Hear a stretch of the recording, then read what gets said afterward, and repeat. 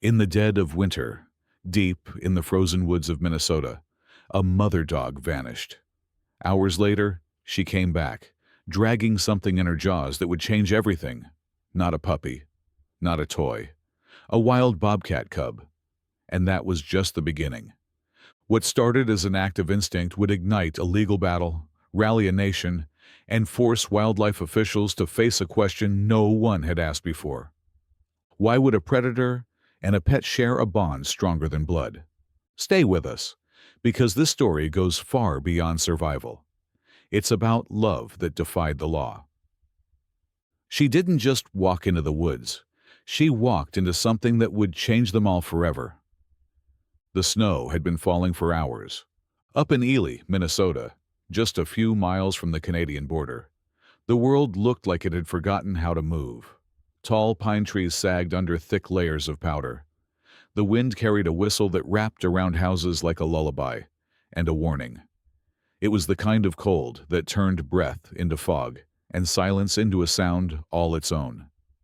At the edge of the boundary waters, past the last stretch of cleared road, stood a small wooden cabin, nestled against the forest. No streetlights, no neighbors for miles. Just snow, sky, and woods. Inside, a warm hearth glowed, and on the floor near that fire, curled in a fuzzy blanket of life, lay 6 newborn puppies, eyes sealed shut, pink noses twitching. Their mother, Maggie, had always been reliable. She was a Bernese mountain dog, 4 years old, 90 pounds, thick-coated with rich tricolor fur and deep, patient eyes. She was the kind of dog that made people feel safe just being near her. And for Eric Dawson, she was more than a pet. She was family. Eric was 42. Broad shoulders, weathered face, the kind of man who wore silence like a jacket. After years working in backcountry search and rescue, he'd retired early to the cabin his father had built decades ago. The quiet suited him now. After losing his wife in a highway accident 2 years ago, the noise of the world had felt too heavy. Only Maggie remained constant, through grief, through storms, through it all. And now she had given him new life in the form of those squirming, squeaking pups. That morning had been like any other. Eric had fed the dogs, checked the firewood supply, and shoveled the fresh powder from the porch. He'd given Maggie a little more food than usual, watching her tail sway as she licked her bowl clean. Then she had wandered out to the back porch, as she always did. But by noon, something was wrong. Maggie didn't stray far. She hadn't for weeks. Not with puppies to feed. Eric had expected her back in minutes. When an hour passed, he stepped onto the porch, called her name, then scanned the tree line. "Maggie!" he called, voice carried off by the wind. Nothing. Eric checked the shed, then the trails, then the grove of birches where she liked to rest. He even whistled, a sharp sound she always responded to. Still nothing. The snow thickened, the cold bit harder. He'd seen enough winters to know when something wasn't right. Predators were rare this close to humans, but not unheard of. Coyotes, maybe. Even wolves, if they were desperate. The idea of Maggie in danger made his chest tighten. She wasn't just a dog. She was the one thread still holding him to this world. Back at the cabin, the puppies whimpered restlessly, their tiny bodies pressing against each other in the corner pen. Eric stoked the fire and grabbed his coat. Just as the last light began to fade from the trees, a shape appeared at the edge of the forest. It was Maggie. She was dragging herself forward, snow clinging to her fur, sides heaving from effort. Eric rushed out, heart pounding, then froze. Because Maggie wasn't alone. In her jaws, held with impossible gentleness, was a small, limp shape. Not one of her pups, not a rabbit. It was a wild animal, a bobcat cub. Its tiny form hung motionless, legs dangling, fur clumped with ice. The ears, tufted like brushes, told Eric instantly what it was. Its coloring was a dusty gray, flecked with faint spots and a pale underside. The tail was unmistakably short. barely more than a stub. Maggie padded past Eric like nothing was wrong, climbed the steps, and laid the cub gently next to the puppies. She curled around them all. The puppies stirred, squeaked. Maggie licked the bobcat's face once, then lowered her head with a sigh. Eric stood in the doorway, stunned. It was the most natural, unnatural thing he'd ever seen. His instinct was to act, to separate them, to call wildlife control, to do something. But when he stepped forward, he saw the way the bobcat cub was breathing. Shallow, slow, fragile. And the way Maggie lay protectively over it, just as she did with her own pups. It wasn't aggression. It was motherhood. Eric knelt beside her. "You found him out there, didn't you?" he whispered. The cub stirred, barely. Its eyes didn't open, but it was alive. And for reasons Eric couldn't yet explain, it was now part of their family. What Eric didn't know, what he couldn't have predicted, was that this single act of instinct and compassion was only the beginning. Because while Maggie had crossed into the forest for one abandoned life, she had also crossed into a line drawn by law, and that line was about to be tested in ways no one saw coming. Sometimes love doesn't ask permission, it just happens, and dares the world to question it. Into the snow, out with a wild heart. The snow had nearly erased her tracks by the time Eric followed the faint trail leading from his backyard into the trees. That evening, after seeing Maggie return with the bobcat cub, he hadn't slept. Not really. He kept waking in the night, checking the cub's breathing, refilling the fire, and studying Maggie, how her body curled around the small bundle like it belonged. The cub hadn't moved much, but it was still alive. That was enough to keep Eric curious and cautious. By morning, the snowfall had softened, and daylight poured cold and clear across the landscape. Eric bundled up in layers and boots, determined to retrace her steps. He didn't expect answers, just understanding. The trail wound through the trees, down a slope to where the snow deepened and the forest thickened. He found small patches of frozen earth where Maggie had paused, perhaps sniffed, perhaps waited. Then, a half-dug hollow near a broken branch, dusted in frost. That's where she must have found him. Eric knelt and ran a gloved hand across the shallow depression. Tufts of gray fur remained, light, nearly camouflaged against the snow. There was no blood, no struggle, just the remains of something abandoned. He stood up slowly, exhaled into the cold, and looked around. If the mother bobcat had been nearby, she was long gone, or worse. "Why would she leave him?" Eric muttered. "Too weak to carry, chased off, dead?" Questions with no answers. He turned back toward the cabin, heart heavy and legs stiff. A part of him had hoped for signs of the mother, for a reason to believe Maggie's rescue had been unnecessary. But that hope now faded beneath the quiet hush of the woods.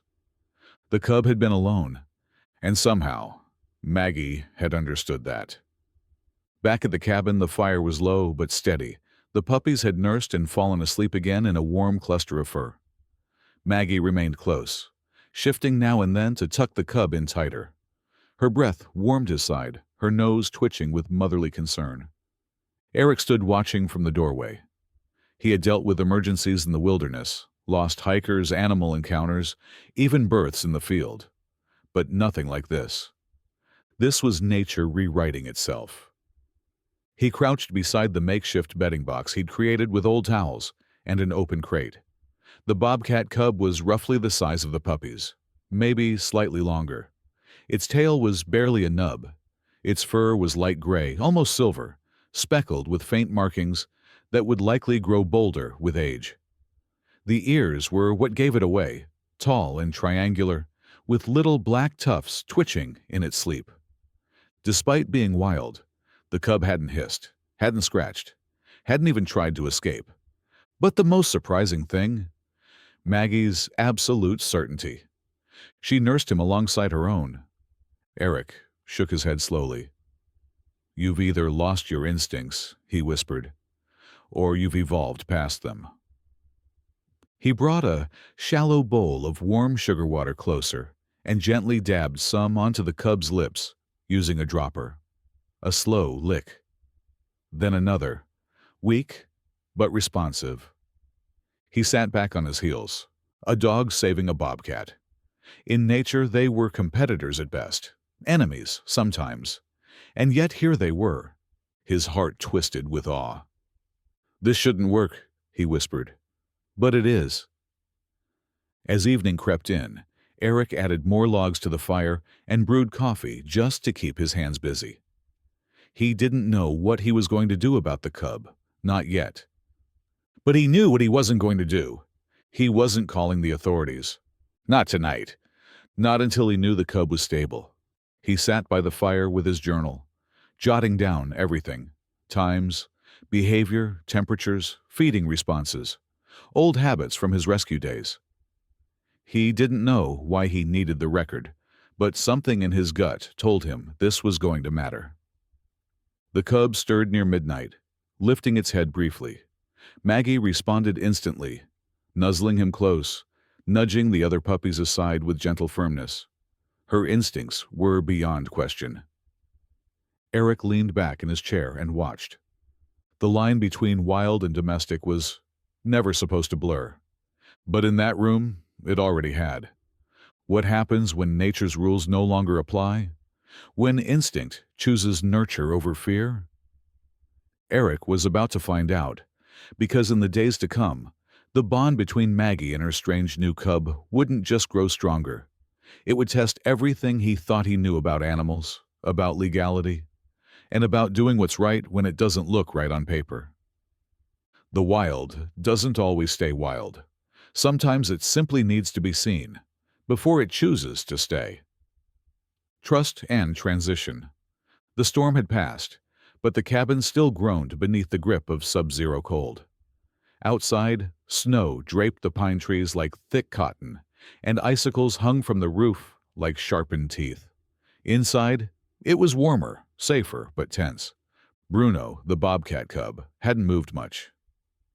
Wrapped in towels inside a shallow wooden crate lined with wool, his breathing was still faint but steady. Every few minutes, Maggie would rise, stretch, and check on him. She'd nuzzle the towels, lick the air near his head, and whine softly when he didn't respond.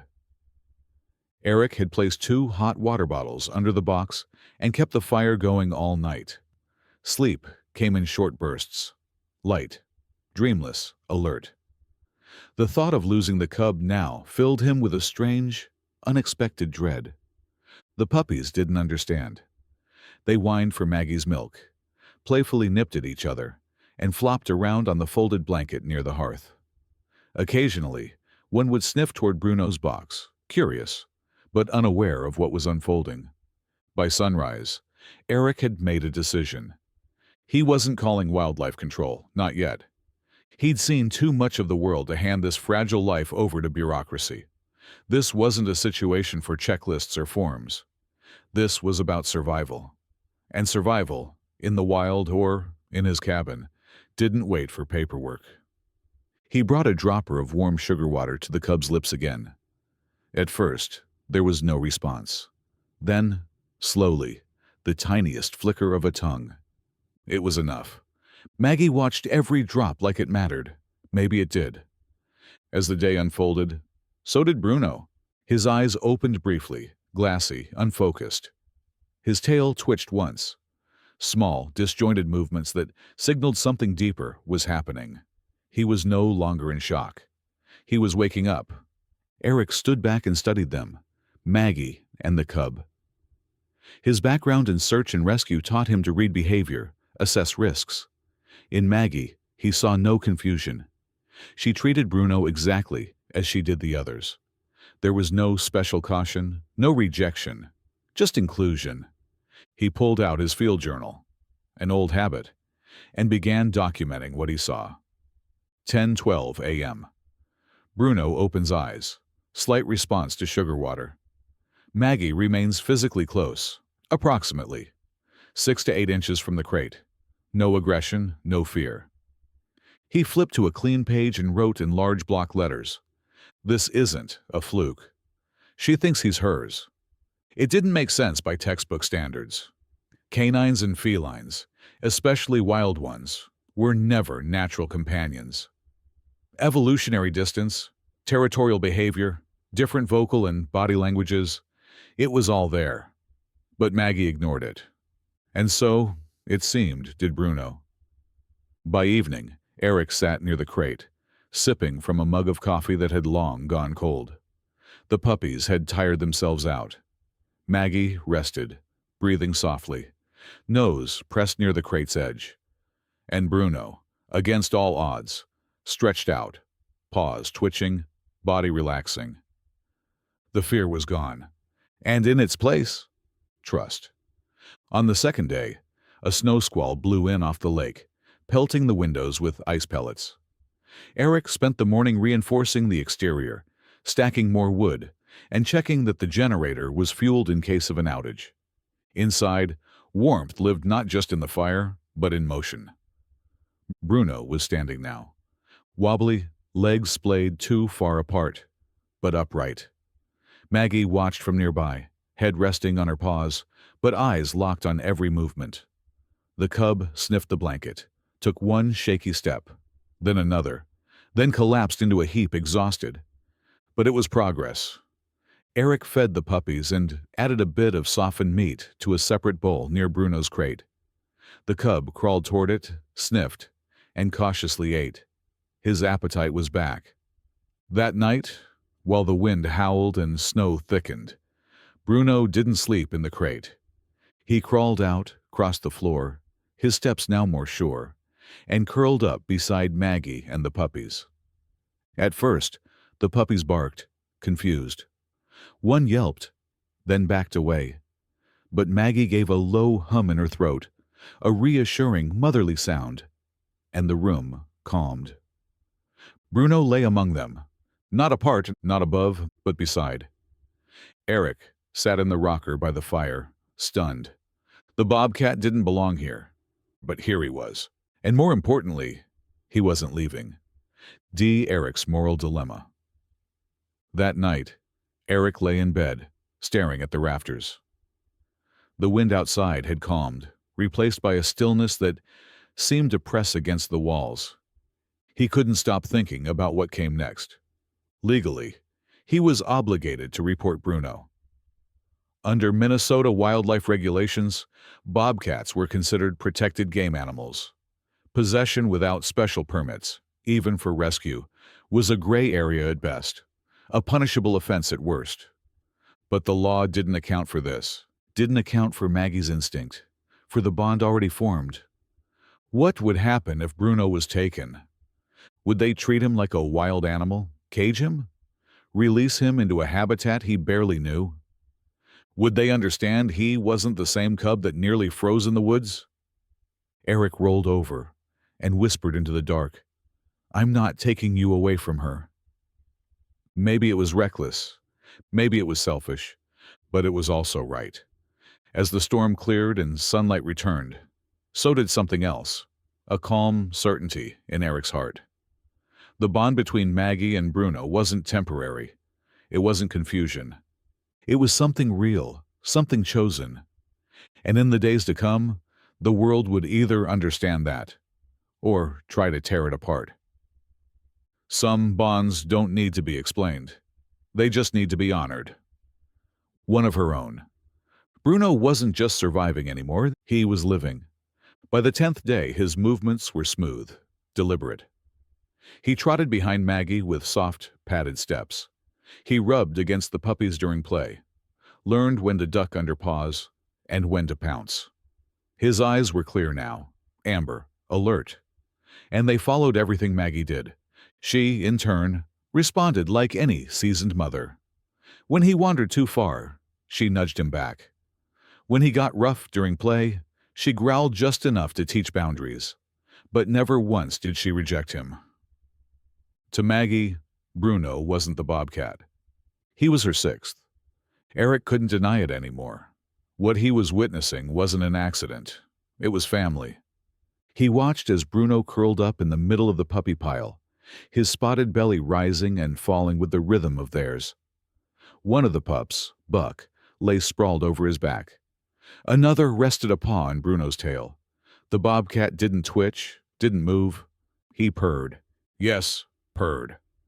Eric had never heard a sound like that from a wild creature before. It wasn't loud. It wasn't forced. Just a gentle, steady thrum of peace. And the puppies responded to it. They nosed him, licked him, no longer curious, just affectionate. Bruno had been accepted, and Eric knew what that meant. So had he. The days grew longer, the cold sharper. But inside the cabin, life took on a rhythm. Eric split logs in the morning while the pups played in the corner. Maggie sat with them, her eyes scanning constantly, ever the protector. Bruno now joined in with a quiet grace, never as loud, never as wild, but present, involved. When Eric called for dinner, Bruno was always last to approach, but never hesitated. He ate from his own dish, separate but equal. No growls, no fights, no tension. When Eric brushed the pups, he brushed Bruno too, starting slow, watching for signs of resistance. There were none. Bruno even tilted his head when Eric reached the matted fur behind his ears. His favorite spot. It became normal. Bruno sleeping by the hearth. Bruno chasing a stuffed toy around the table leg. Bruno watching the snow fall with that same quiet stare as Maggie, ears flicking at every distant sound. And slowly, Eric began to forget he was wild at all, until a single moment reminded him otherwise. It happened on a still afternoon. Eric had taken the dogs out back for a few minutes of fresh air. The storm had cleared, leaving behind sparkling snowdrifts and a crisp sky. Bruno followed at a distance. At first, he stayed close, pacing Maggie, sniffing at trees, batting at a snow clump. But then, something changed. A scent, a sound, a shift. His ears pricked. His posture froze. And before Eric could blink, Bruno darted toward the woods. Fast, low, silent. "Maggie!" Eric called, voice rising with panic. But she didn't move. She stood at the tree line, watching calmly, tail low. Seconds later, Bruno reappeared. He hadn't gone far. Just a few yards into the trees. But when he returned, his shoulders moved differently, looser, wiser. He hadn't chased anything. He'd just checked. Eric knelt beside him when he returned. Bruno looked up, blinked slowly, then rubbed his head against Eric's hand. Still here, still home. But something had stirred, and Eric realized what he'd almost forgotten. Bruno may have chosen them, but part of him still belonged to the forest. Eric's dilemma deepens. That night, Eric stared at the ceiling again. The warmth of the fire, the soft breaths of sleeping pups, Maggie's quiet groan as she stretched beside the couch, and in the center of it all, Bruno, purring softly, paws tucked beneath his chest, tail twitching in dreams. Eric had taken more photos that day, more video. He didn't post them, not yet. He didn't want eyes on them, not yet. He opened his laptop and reread the Minnesota wildlife law on exotic species. It was clear. Possession of a wild bobcat without a permit was illegal. No exception for rescued by a dog. No exception for emotionally bonded to a domestic litter. The law was made for order, for safety. But it didn't know Maggie. It didn't know Bruno. Eric closed the laptop. He couldn't turn him in, not now, not ever, unless Bruno was ready. But the world rarely stays quiet for long. And as Bruno's presence grew more natural in the cabin, the risk outside its walls grew sharper. Because sometimes, no matter how gentle the story is inside the home, it only takes one voice from the outside to turn everything upside down. The moment you try to protect something rare is the moment you realize how exposed you really are. When the world finds out. It started with a photograph. Eric hadn't meant to post it publicly. Just a private update on a closed community forum for rescue volunteers. A warm photo of Maggie curled up beside Bruno and the puppies, all six nestled in a mess of paws and fur near the fireplace. The caption was simple. Maggie surprised me with an extra pup. Nature's strange way of healing. The post was shared once, then 5 times, then 50. Within 24 hours, the image made its way onto a popular pet page. Someone cropped the cabin, added a bold caption, "Dog adopts Bobcat cub. Now he thinks he's a puppy." The headline was charming, harmless, until it wasn't. 3 days later, Eric opened his front door to find a reporter on the porch. She was young, enthusiastic, and full of questions. Camera already rolling, microphone in hand.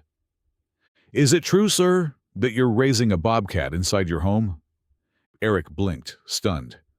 And just like that, the quiet sanctuary was gone. The letter came next.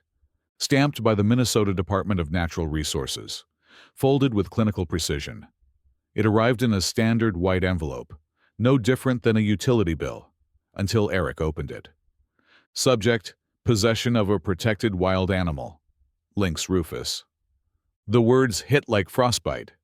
According to the letter, a complaint had been filed. An anonymous tip reporting a bobcat being kept illegally as a domestic animal. Eric was instructed to contact the local wildlife enforcement office within 7 days or risk legal penalties, including forced seizure and fines. He sat at the kitchen table for a long time, staring at the paper. Maggie was sleeping by the stove. Bruno lay curled beside her, his head resting on one of her outstretched paws. Eric didn't need 7 days to know what he had to do. He had to fight. He started with documentation.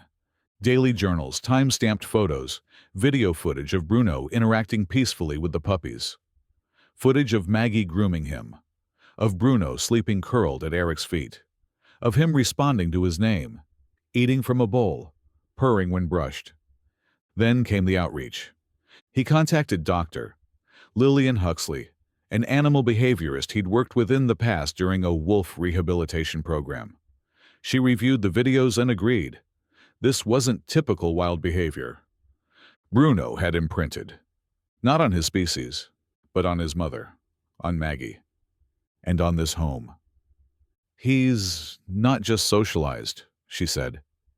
"He's bonded. Forcing him back into the wild could break that bond, and him with it."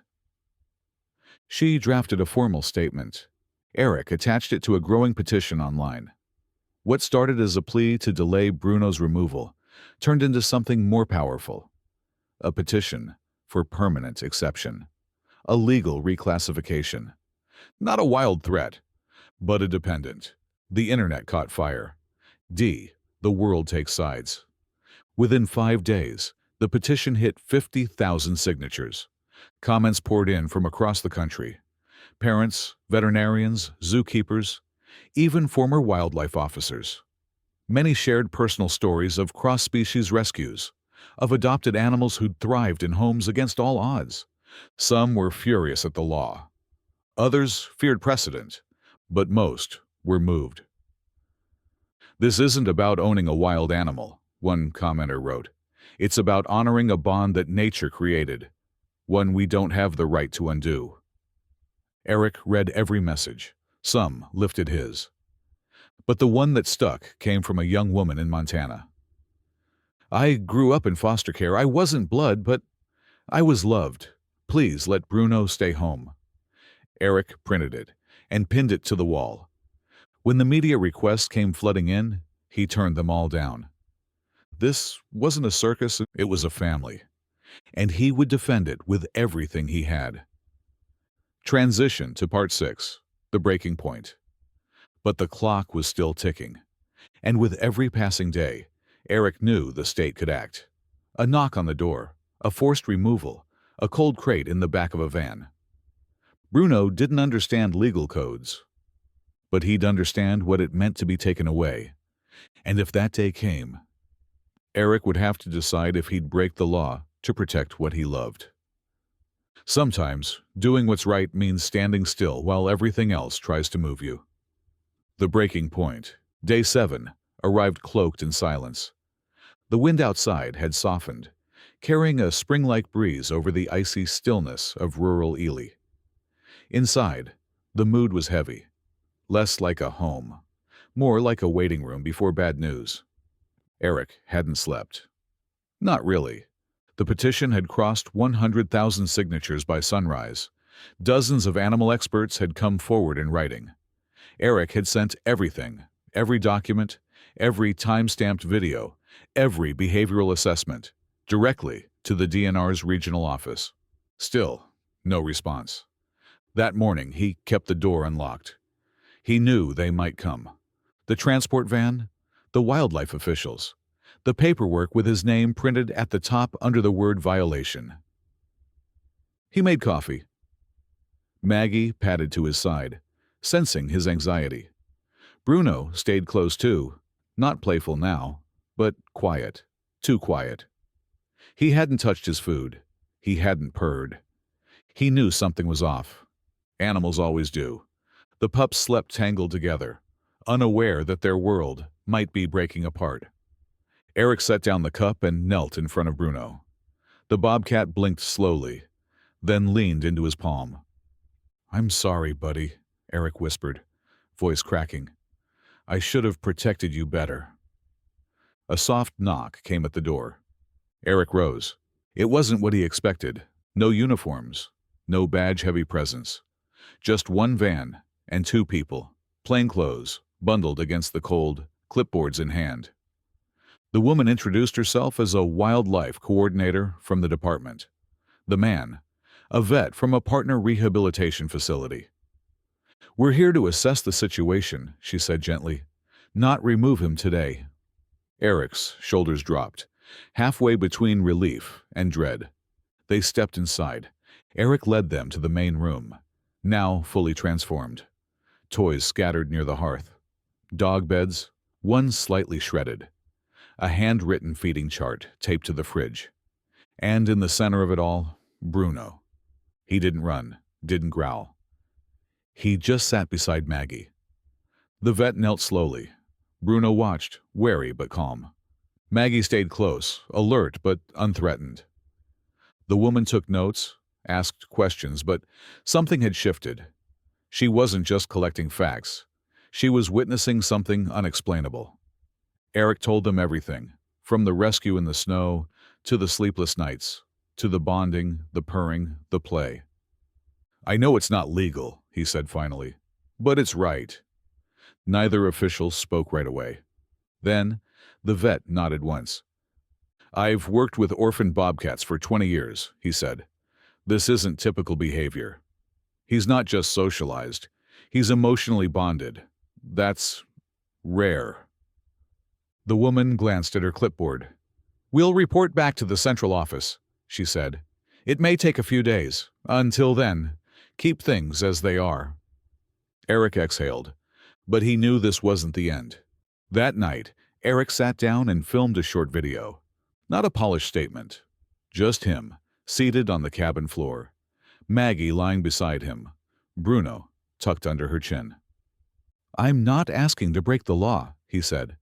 "I'm asking the law to see what's already broken, if we ignore the reality of this." He spoke about trust, about instinct, about how nature sometimes rewrites its own rules. And then, near the end, he said something he hadn't planned. "If they take him, I won't stop them, because I won't traumatize him more than this already has. But I will tell him I tried, and I will ask you to do the same." He posted it to the petition site. Within hours it went viral, 1 million views, then 2. The story spread from small blogs to national news. A dog, a bobcat, and the family they built became a headline on primetime TV. And somewhere in the noise of it all, the government listened. The call. 2 days later, the phone rang. Eric stood in the kitchen, coffee in hand, heart already racing. The voice on the other end was calm, official but soft. "We've reviewed everything, the footage, the assessments, the petition, the behavior." Eric waited. "An exemption has been granted." He nearly dropped the phone. Bruno would stay. Not as a pet, not as an exhibit, but as part of a supervised adaptation program. Monitored, studied, but home. The conditions were clear. Bruno would remain with Maggie and the family, subject to monthly check-ins, annual evaluations, and continuous environmental adjustments. If signs of stress or aggression ever surfaced, the decision could be revisited. But for now, he was safe. He was home. Eric hung up, dropped to his knees beside Maggie and Bruno, and laughed, relieved, overwhelmed, half sobbing into Bruno's fur. "You're staying, buddy," he whispered. "We did it." Bruno nuzzled into him, his soft growl low and content. The world had made room for something rare. Now it was time to let it grow. Home isn't where you come from. It's where they never ask you to leave. A new normal. Spring arrived slowly in Ely, Minnesota. The snow melted in patches first, like shy admissions that the cold was finally releasing its grip. The trees remained skeletal, but the air softened, and the days stretched longer with each passing week. Inside the cabin, life had found a new balance. Bruno stayed, under official supervision, yes, but not in a cage, not behind glass. He remained curled beside Maggie at night, still chased butterflies in the yard and still tackled Buck, the rowdiest of the pups, in their endless wrestling matches. The house had changed too. There were logs, temperature gauges, biometric monitors quietly embedded in the collar Bruno now wore. A soft, non-invasive strap that transmitted data to a small monitoring station.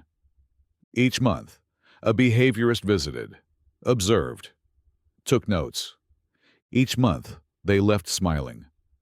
Bruno was adapting, but not toward wildness, toward family. Eric kept media to a minimum. He refused interviews, declined sponsorships, and avoided turning the cabin into a spectacle. This wasn't a story for profit. It was a life, a bond, a heartbeat that had almost been lost. Still, the world remained curious. Animal behavior programs asked to study the footage. One university requested permission to make Bruno's adaptation part of a broader research thesis on emotional imprinting across species. Eric agreed, under one condition. No one removed Bruno from the home. No labs, no cages, no tests, only observation. The university sent a graduate researcher named Nina once a month. She was gentle, soft-spoken, and respected the rules. On her third visit, she said something Eric never forgot. "This isn't an anomaly. It's just rare. That doesn't make it unnatural." Bruno, for his part, liked her instantly. He even purred once when she offered a plush toy. The world watched, but the home stayed quiet. Bruno grew, fast. By midsummer, he had doubled in size. His muscles filled in, his paws thickened, and his gait became fluid and strong. But what changed most was his awareness. He no longer hesitated at the tree line. He no longer flinched at unfamiliar sounds. He had routines, chasing birds, never catching them, sunbathing on the porch roof, curling up by the stove when it rained. And he had a language, not words, not barks, but glances, tail flicks, gentle headbutts. He'd nose Maggie's shoulder when she was deep in sleep, nuzzle Buck's ear before pouncing, rest his head on Eric's foot when the house was especially quiet. There was no longer a line between pet and wild. Bruno simply was. And everyone in the house understood it. Even the forest seemed to adjust. The occasional fox appeared at the edge of the trees, curious but never daring to come close. Once, a deer crossed the clearing at dawn. Bruno watched, standing completely still, ears twitching, body loose. Then, with no warning, he turned and walked back to the porch. Home wasn't the trees anymore. It was here. A quiet moment of reflection. One evening, Eric sat on the porch with a book in his lap. He wasn't reading, just staring at the tree line, watching the last light of the day slip beneath the branches. Bruno lay beside him, paws stretched, chest rising and falling. Maggie lay nearby, eyes half closed. The pups, now lanky adolescents, tussled quietly in the grass. Eric reached down, ran his hand across Bruno's back, feeling the warmth, the weight, the life. He remembered the first night, the storm, the uncertainty, the panic. And he thought about what would have happened if Maggie hadn't gone into those woods. If she hadn't chosen to save something the world told her wasn't hers to save. It was never about species, Eric murmured aloud. It was about need, about love. Bruno shifted slightly, leaned into the touch.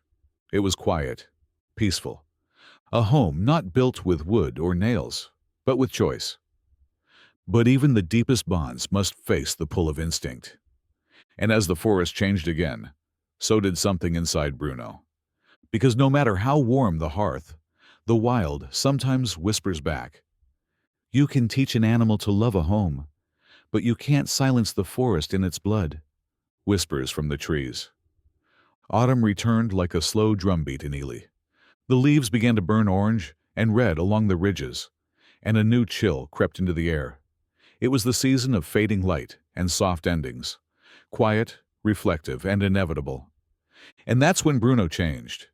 It wasn't sudden, not dramatic, just small shifts. He sat longer at the edge of the tree line, eyes fixed on the horizon as if he were listening for something only he could hear. He stopped playing as much, became less interested in chasing the pups or chewing on thick rubber toys. At night, instead of curling up with Maggie and the others, he'd stretch out alone by the window, watching shadows pass across the yard. At first, Eric dismissed it. Maybe Bruno was tired, growing again. But Maggie noticed it too. She didn't try to stop him. She just followed him to the porch each evening, resting a paw near his without touching. Silent, patient, knowing. It happened on a Sunday. Bruno didn't come back for dinner. Eric called softly from the back door, voice calm but worried. The pups whined. Maggie trotted to the trees and back, her tail stiff, her ears angled toward the wind. An hour passed. Then 3, then 6. Eric didn't sleep. He paced the house, flashlight in hand, coat half-zipped, boots soaked from his earlier hike through the low brush. The sky threatened frost, but there was no sign of Bruno. No tracks, no sound, no movement. Then, just before dawn, Eric heard it. A soft thump on the porch. He flung open the door. Bruno stood there, calm, quiet, tail lowered, but not afraid. Just changed. His fur was flecked with burrs. A scratch marked his left shoulder, dried blood crusting around it. But his eyes, they weren't wild. They were questioning. Eric knelt. Bruno stepped forward and buried his head in Eric's chest. No words were spoken, but the message was clear. He'd gone looking for something, and he had come home. For now. Over the next few weeks, Bruno left more often. Sometimes just for an hour. Sometimes overnight. He always returned, but each time the call of the woods seemed stronger. He moved differently, more fluid, more confident. He climbed trees now, stalked invisible prey in the tall grass. His muscles had hardened. His tail flicked faster when he focused. Still, when Maggie barked to gather the pups, or when Eric called his name, he came. Every time, but Eric's heart ached. He knew what was happening. Bruno was straddling a line, between the warmth of chosen family and the whisper of inherited instinct. And Eric couldn't be selfish. He couldn't keep him just because it felt good. He'd always promised Bruno could choose, even if it broke them. That winter, the behaviorist from the university made her final visit. Bruno sat beside Maggie during the entire session, responding to name cues, demonstrating social bonding behavior more consistent with domestic felines than wild cats. The report was conclusive. Bruno was a psychological hybrid, not by breed, but by bond. He's capable of living in the wild, she told Eric, but only if he chooses to. Eric stood in the doorway that evening, watching Bruno sit on the porch, eyes scanning the snow-dusted woods. He remembered the first time he'd seen him, broken, limp, lifeless. And now here he was, whole, strong, beautiful, loved. "Tomorrow," Eric whispered to Maggie, "we leave the door open. And we don't call him back." Maggie didn't look up. She just exhaled, slow and steady, her eyes still on Bruno. She understood. You never truly lose what you let go of with love. But standing still as someone you love walks away, that's the kind of strength no one prepares for. True love doesn't hold on, it stands back and lets go. The door, left open, the snow had fallen overnight. Thick, clean, untouched. Eric rose early. He didn't open the door out of routine this time. He opened it because he had to. The cabin was quiet. The pups were still sleeping, their gangly bodies sprawled like tangled yarn across the blanket. Maggie stirred as the cold air swept in, her eyes snapping open with an alertness she hadn't shown in weeks. Bruno was already awake. He stood just inside the door, as if he'd been waiting, not impatiently but knowingly. Eric didn't call him, didn't speak, he just stepped aside. The open doorway filled with light. Bruno moved toward it, paws silent on the wood floor, fur shimmering with the sheen of maturity. He paused once at the threshold, turned, looked. Then he stepped out into the snow, and didn't look back. Maggie didn't follow. She didn't cry. She sat down by the fire and waited. The silence was unbearable at first. Eric still left the door cracked during the day, still checked the tree line from time to time, still called Bruno's name once, at dusk, just to feel the sound in his throat. But no paw prints broke the snow, no flick of a spotted tail among the brush, no soft thump of a bobcat curling on the hearth. The pups were restless. Maggie slept more. And Eric went through the motions like a man missing a part of his breath. But still, he didn't regret it. This was the deal, the promise. To never keep what was never his, and to always hope he'd return. 5 days passed, then 6. On the 7th morning, Eric stepped out with his coffee and saw the tracks.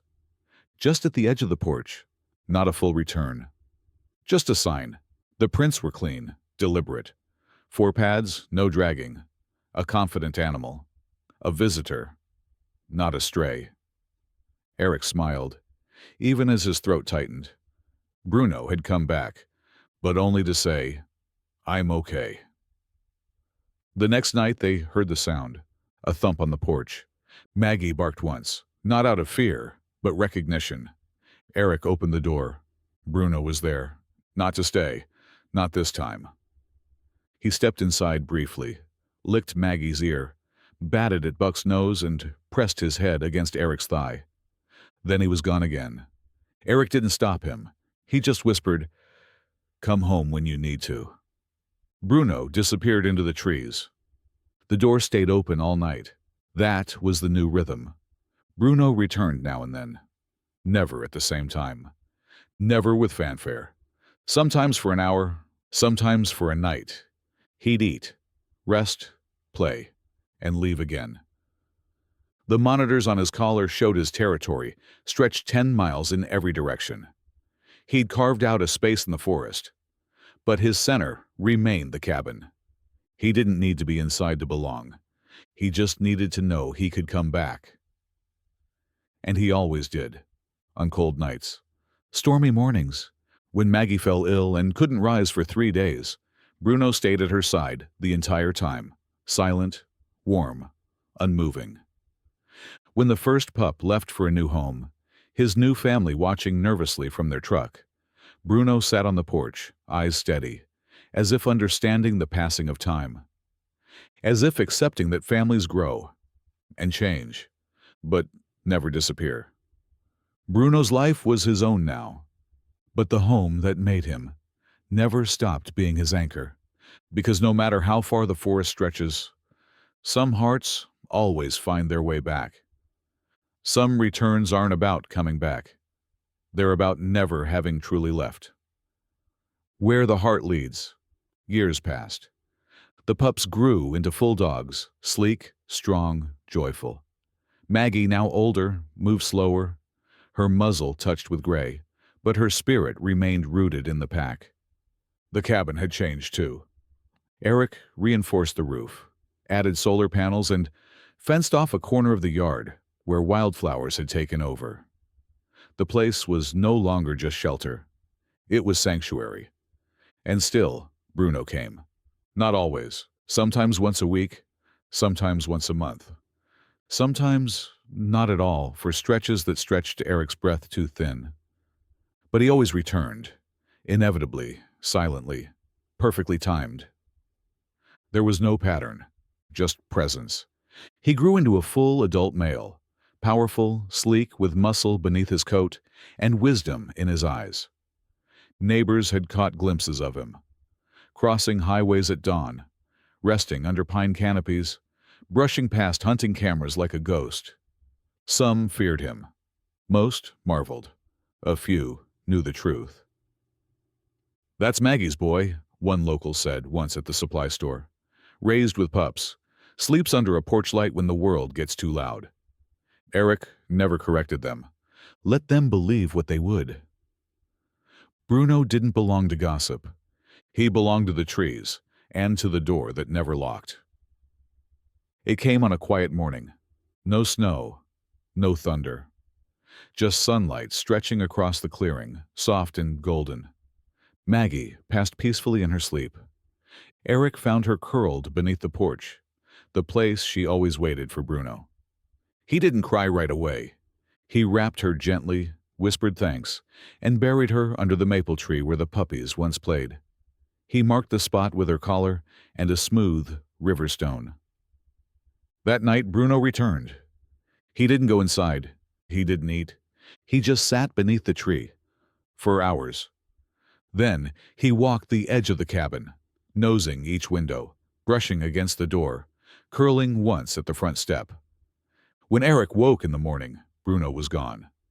But a single tuft of his fur remained near Maggie's grave. And Eric knew. That was goodbye.